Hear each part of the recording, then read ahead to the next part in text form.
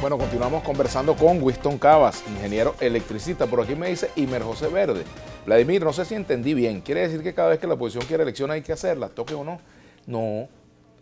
La consulta al soberano es una forma de resolver un conflicto político y sobre todo cuando se trata de evitar que vayamos a un escenario en el cual, bueno, se pone en peligro la estabilidad del país, la estabilidad económica, la vida de mucha gente, la seguridad, la integridad del territorio, etcétera, etcétera, etcétera. De eso se trata y yo creo que usted lo sabe. Bueno, seguimos con Winston Cavas. Fíjate, Winston, hablábamos de los problemas que tenemos con el suministro eléctrico y problemas que se derivan de la situación, como por ejemplo, ¿qué pasa si las empresas de Guayana estuviesen funcionando hoy al 100% de su capacidad productiva? Que entiendo que no es la realidad. El caso del Estado Bolívar hay que verlo desde el punto de vista macro. Allí iban 4 desarrollos hidroeléctricos del Bajo Caroní: La Robleone, Guri, Tocoma, Macagua y Caroachi. Entre las 4 debió haberse instalado aproximadamente unos 16.000, 17.000 megavatios. Hoy Tocoma se ha convertido en el gran elefante rojo de este gobierno desde el punto de vista eléctrico.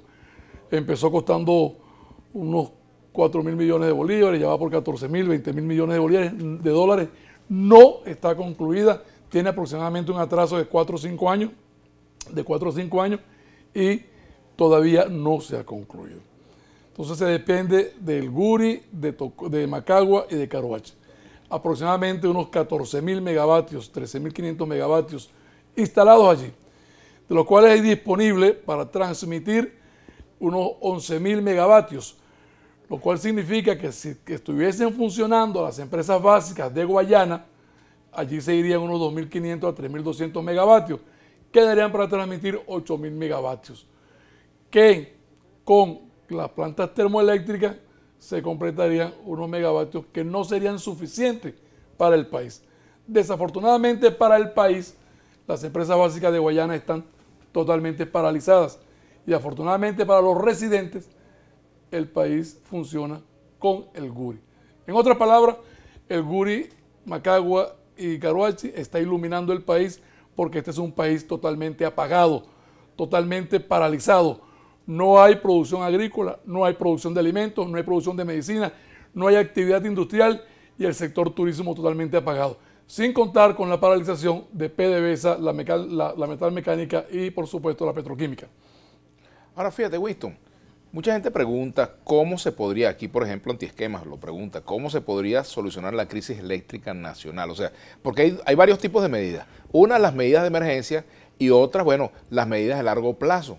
Las medidas importantes y las medidas urgentes. O sea, ¿a qué me refiero? Bueno, tú necesitas resolver un problema, bueno, inmediato, que es la falta de electricidad en un hospital o en una ciudad o en varias ciudades, ¿verdad? O fortalecer el sistema para evitar apagones en diversas ciudades al mismo tiempo, por ejemplo. Pero también necesitas un plan de inversiones. ¿Cómo se le entra a ese cable tan enredado? De hacer una separación de lo técnico de lo que está ocurriendo en lo político del país, sin llegar a ser, como algunas personas nos califican, de colaboracionistas con el gobierno, porque le estamos dando solución. Pensando ya como venezolanos que nos pega la crisis que hoy nos ocupa, si hay un cambio de gobierno, la solución sería más rápida. Pero este es un gobierno como Shakira, sordo, ciego, sordo y mudo. No escucha, no consulta con nadie, le echa la responsabilidad a otro. Pero aquí de inmediato lo que hay que llamar a la ingeniería venezolana para tratar entre nosotros y el gobierno de darle solución a los venezolanos. No lo hace. Por ejemplo, iniciar un plan de mantenimiento sostenido, progresivo, que permita recuperar un buen número de plantas termoeléctricas en el país. Retomar la planificación como política de Estado. O sea, ahorita no existe eso. Convocar a la ingeniería venezolana, tampoco existe eso. Recuperar las subestaciones de distribución a nivel nacional, porque hay cerca de 650 subestaciones y el 80% se le cumplió la vida útil. No se sustituyeron cuando hubo los recursos, no se le hizo el plan de mantenimiento para recuperar esa vida útil. Las líneas de transmisión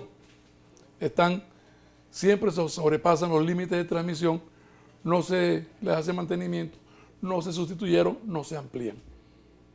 En otras palabras, nuestro sistema eléctrico es inestable y es vulnerable. Y lo que es peor, hay un clima laboral que no coadyuva a la solución de estos problemas. En el sector eléctrico. En el sector eléctrico. Allí hay una fuga de aproximadamente unos 22.000, 30.000 trabajadores que se han ido para el exterior y de los cuales aquí le están pagando entre 5 y 100 dólares mensuales, y en Colombia, aquí apenas al lado, le pagan 800, 900 y hasta 1.000 dólares. A esa mano de obra técnica media, al profesional le pagan más, 2.000, 3.000 dólares.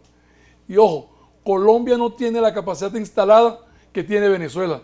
Colombia a duras penas llega a 25.000 megavatios instalados, pero tiene disponible 22.000, 23.000 megavatios. ¿Y por qué Venezuela con 35.000 megavatios solo tiene disponibles 10.000 o 12.000? Si aquí hubo los recursos, hubo demasiado dinero y no permitieron que la Asamblea Nacional o los organismos del Estado funcionaran para investigar esos hechos de corrupción. Aquí hay que ponerle un parado a la corrupción para resolver la crisis eléctrica. Aquí hay centrales termoeléctricas que están pagadas y nadie sabe dónde están. Aquí está el parque eólico de Paraguaná, aproximadamente unos 40 megavatios, y no está funcionando. Ahí está el parque eólico de La Guajira, 300 megavatios, totalmente apagado. Fíjate, tú decías que si se producía un cambio de gobierno en Venezuela, era más fácil resolver el problema. Claro. Ajá, pero hay también un tema de inversión. Por supuesto. Y eso implica, bueno, créditos. Esos créditos están a la mano. ¿Cómo es eso? Y tenemos la solución al problema de la inversión. Hay gente esperando para prestar a Venezuela, por ejemplo. No, quizás no. Y esto hay que decirlo con sinceridad y con propiedad. Una vez que se produzca el cambio del modelo político en el país, vendrán inversiones en los distintos sectores de la vida nacional. Y en el sector eléctrico vendrán, que estimamos nosotros no sean lo suficiente. Pero si nos ponemos creativos, allí tenemos en Lechería y en Paraguaná, en Cardón, en Amuay Cardón, tenemos montañas de coque.